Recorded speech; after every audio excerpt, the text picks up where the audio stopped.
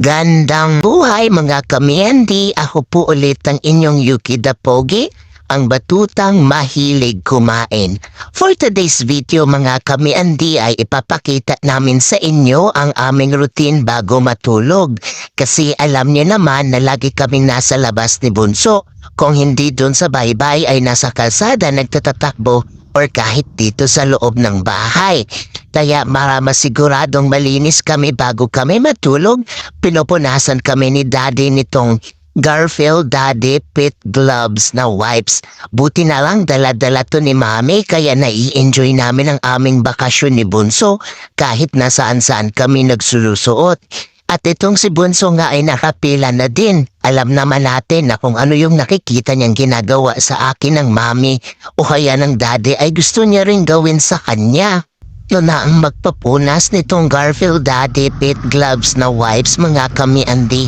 Ang gentle niya naman kasi at feeling fresh after mapunasan. Tsaka maganda din kasi talagang pam-alternative to mga may kasi syempre hindi naman kami po pwedeng paliguan araw-araw. Sa mga hindi pa po nakatry na mga may fur babies na katulad namin ni Hoshi, ipapalagay ko po kay Mami ang link sa baba para masubukan niyo na din po. Di, teka lang, nakikiliti ako.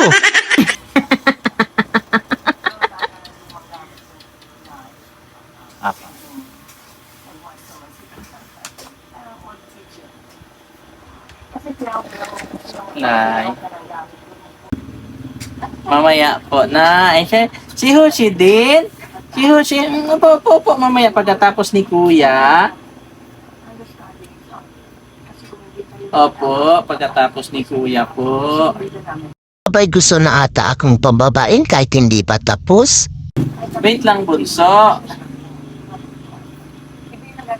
Gusto niya talaga kung anong ginagawa sa kuya niya, ganun din sa kanya. Umupo na. Sino ba naman kasi ang hindi mapapaupo kapag sinusuklayan na? Ang sarap kaya sa feeling. At habang ninanamnam ko nga ang pagsusuklay sa akin ni Daddy ay itong si Bunso ay hindi mapakali. Tumapa na sa higaan pero hindi pa yan titigil dyan. Maya-maya lang tatayo na naman yan, lalakad na naman yan papunta doon kay Mami. Kasi nga hindi na nga siya makapaghintay.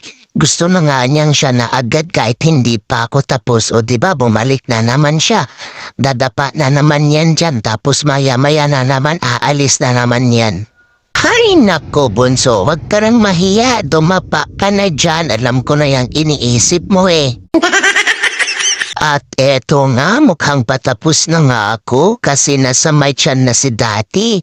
Pero ewan ko ba, nakikiliti talaga ako pag sa part na yan ako pinupunasan at sinusuklayan. Di tama na, nakikiliti na ako eh. Eto, finale na nga. Siyempre, pagkatapos punasan at suklayan, hindi pwedeng walang pabango para naman talagang totally fresh and mabango tayo bago matulog. Eto nga pala ang kulo namin. Pareho kami ni Bunso. Ayan o, nakatingala pa si Bunso kasi gustong-gusto niya rin yung amoy niyan eh. At eto na, tapos na punasan, tapos na suklayan, tapos na rin magpabango. Dito naman tayo sa mouth spray. Siyempre, para siguradong fresh breath tayo. Yan nga po pala yung itsura ng mouth spray namin mga mi. Kung gusto nyo na rin po ipapalagay ko din po kay Mami yung link sa baba, madami pong flavor yan. Kaya mamimili na lang po kayo. Okay. Si Bunso naman, si Bunso. Your turn. Kita nyo yan mga kamiyandi? Alam naman natin kung gaano kalikot si Bunso pero pag oras na ng punas ng Garfield Daddy Pit Gloves wipes, tingnan nyo naman kung gaano siya kabehave kasi nga gustong-gusto namin yan. Feeling fresh kasi talaga pagkatapos mapunasan. Alam mo yung feeling na para kang naligo na hindi? Uy, ano daw? No ba yan? Parang kanina pa ako daldal ng daldal. Bakit nga ba ako nagdadadaldal? O siya, mga miyandi, panoorin niyo na nga lang yung mga nangyayari? Teka lang, baka kasi hindi niyo rin panoorin kung di ako magdadadaldal eh. Kasi ang boring naman kung walang nagsasalita. O siya mga miyandi, mukhang patapos na nga to si Bunso. Alam niya namang maliit din naman kasi to kaya mabilis lang. Ayan, patapos na yan si Daddy. Susuklayan na lang yan tapos i-sprayan ng pabango. Maraming salamat po ay tsaka ano din pala, mouth spray baka makalimutan. Maraming salamat po sa inyong panonood. Hanggang dito na lang muli ang aking kwento. Hanggang sa susunod po ulit na kwento.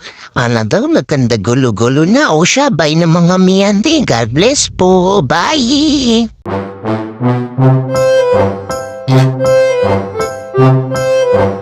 Thank you.